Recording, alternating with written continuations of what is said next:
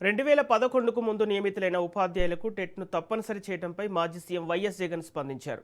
ఎక్స్లో చేసిన పోస్టులో అప్పటి నిబంధనల ప్రకారం డిఎస్సి వంటి అర్హత పరీక్షలో ఉత్తీర్ణులైన ఉద్యోగాల్లో చేరిన ఉపాధ్యాయులకు ఇప్పుడు టెట్ను తప్పనిసరి చేయడం న్యాయసమ్మతం కాదన్నారు.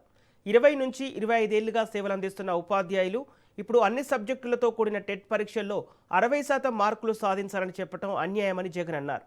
జాతీయ విద్యా హక్కు చట్టం ప్రకారం టెట్ 2011 నుంచి అమల్లోకి వచ్చిందని, అంతకుముందే సర్వీసులో చేరిన ఉపాధ్యాయులకు ఆ నిబంధన వర్తించకూడదని అభిప్రాయపడ్డారు.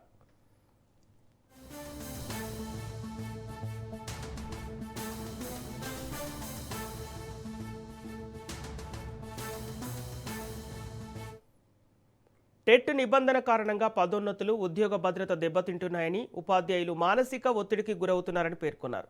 ఈ సమస్య పరిష్కారానికి రాష్ట్ర ప్రభుత్వం అసెంబ్లీలో తీర్మానం చేసి చట్ట సవరణ కోసం కేంద్ర ప్రభుత్వానికి ప్రతిపాదన పంపాలని, అలాగే 2011కు ముందు నియమితులైన ఉపాధ్యాయులకు టెట్ నుంచి మినహాయింపు కల్పించేలా కేంద్రంపై ఒత్తిడి తీసుకురావాలని జగన్ డిమాండ్ చేశారు.